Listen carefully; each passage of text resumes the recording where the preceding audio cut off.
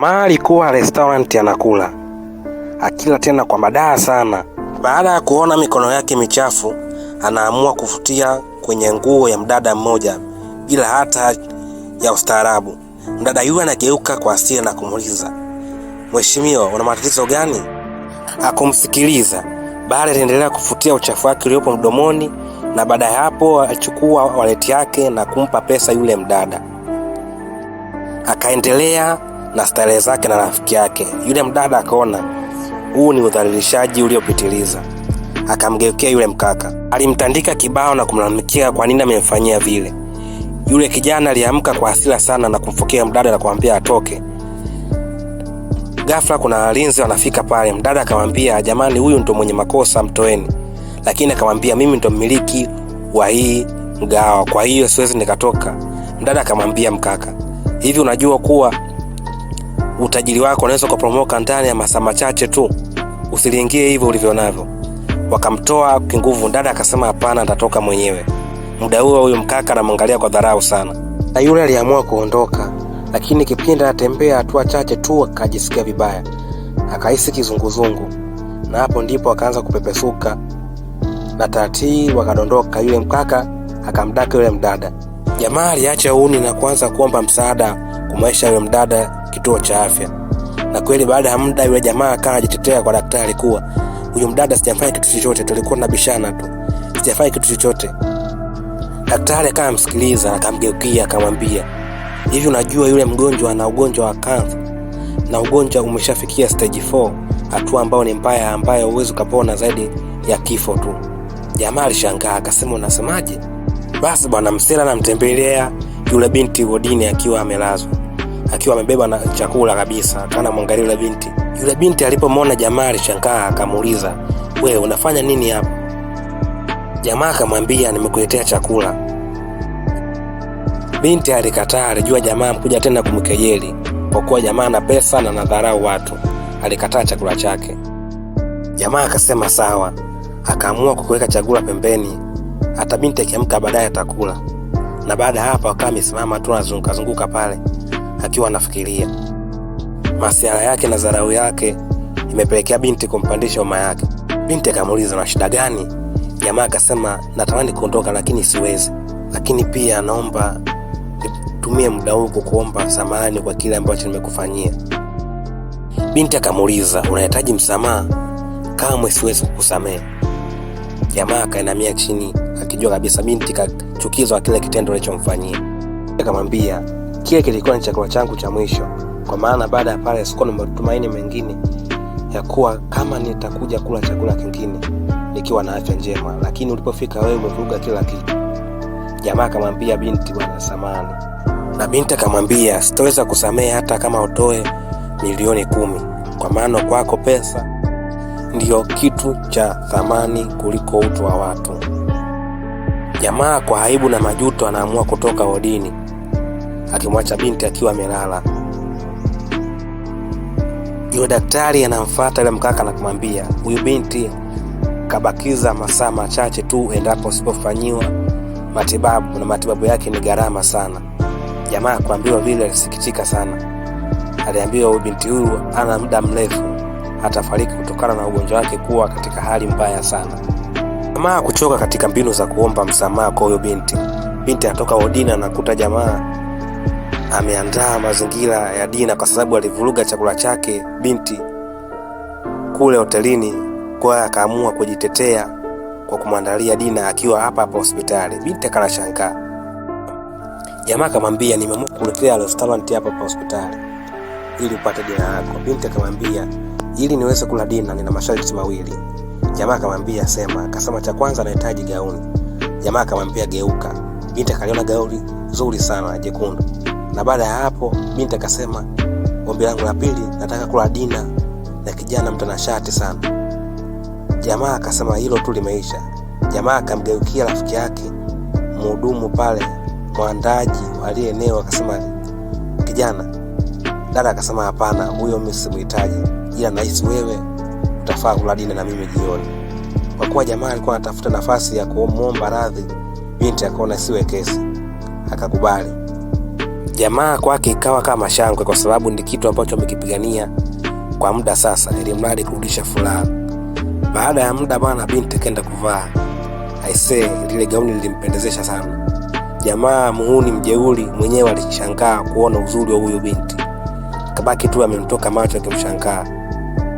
Jamaa alifanya kila mbinu ili mradi binti awe na furaha, asijisi upweke masaa yake yale yaliyobakia na siku chache za kupata matibabu yake.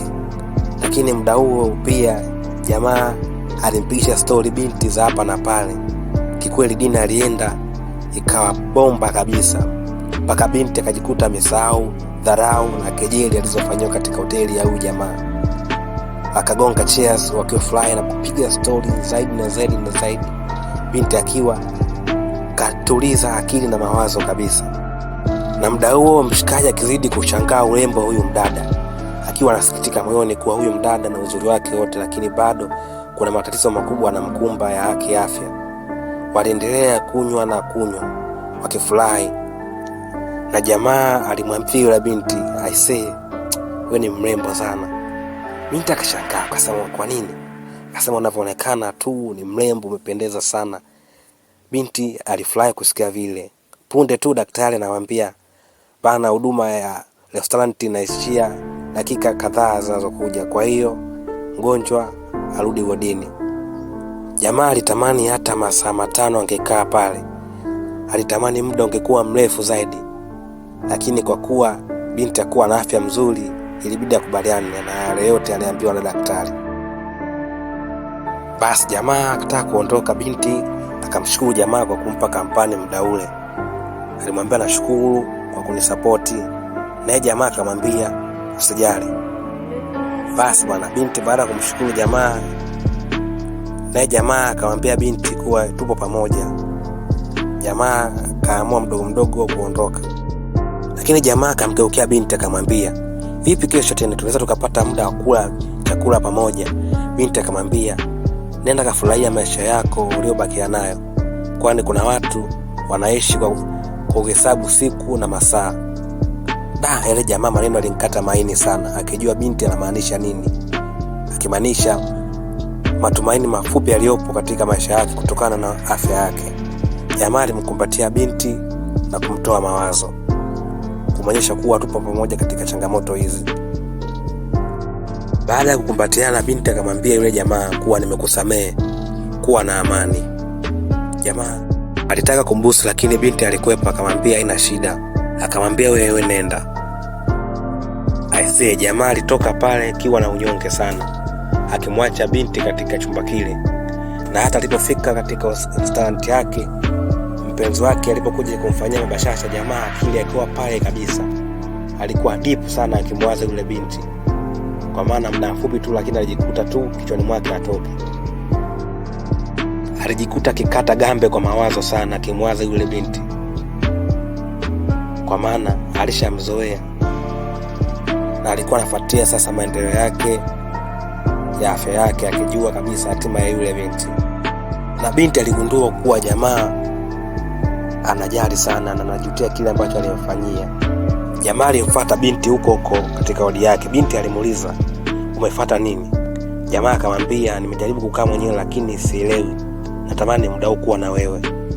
Binti akashangaa.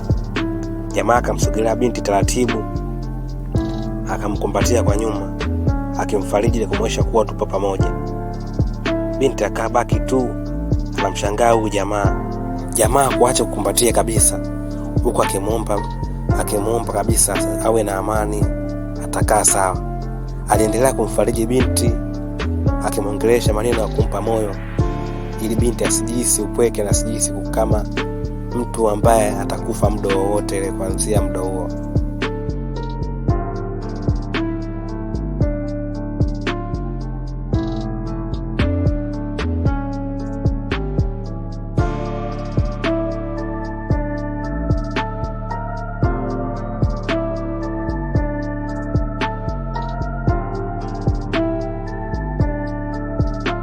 Binti akamwambia, kwa hali nilionayo, nimebakiza siku 3 tu za uhakika wa afya yangu kuwa imara, na kama najaribu kueleza hisia zako kwa muda huu achana na mimi. Jamaa aliondoka akiwa na mawazo sana, anakimbia haraka anafuata yule daktari.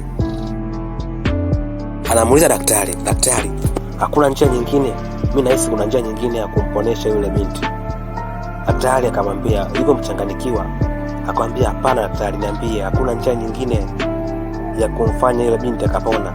Daktari akamwambia, sawa, hapa Paris kuna hospitali kubwa ya kumsaidia yule binti, lakini gharama yake itagharimu hoteli zako kama 3 ili kumtibia yule binti. Jamaa akasema, mimi sijali, kikubwa anachotaka mimi yule binti apone kabisa. Basi yule daktari akamwambia, itakubidi utumie pesa nyingi sana ili kumfanyia matibabu huyo binti. Yule daktari akamwambia, nimepambana sana kumhudumia mtoto wangu, lakini hiyo pesa ni nyingi sana. Kumbe bana, huyu mama yule ni binti yake na amepambana kadri yawezavyo, lakini alikata tamaa kabisa kuhusu afya yake. Jamaa akamwambia, usijali, mimi nitapambania kwa kadri na uwezo wangu na naomba Mungu anisimamie.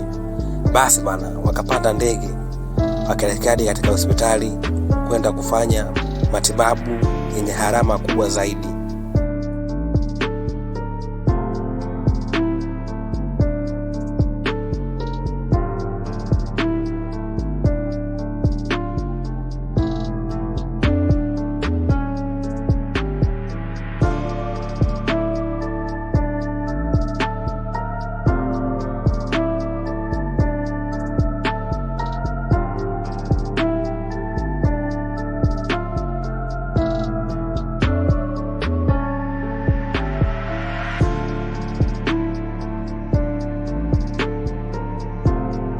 Binti anaamka, anasalimiwa na muuguzi, akiulizwa anajisikiaje. Binti akasema ajisikia vizuri sana.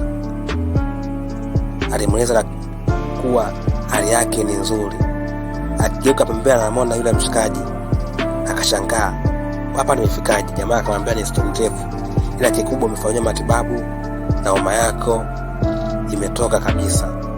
Binti hakuamini, akaambiwa ndio hivyo. Jamaa akamuomba yule muuguzi awapishe kidogo aongee na yule mdada maneno machache. Binti akamuuliza, hizo pesa zote umezipata wapi?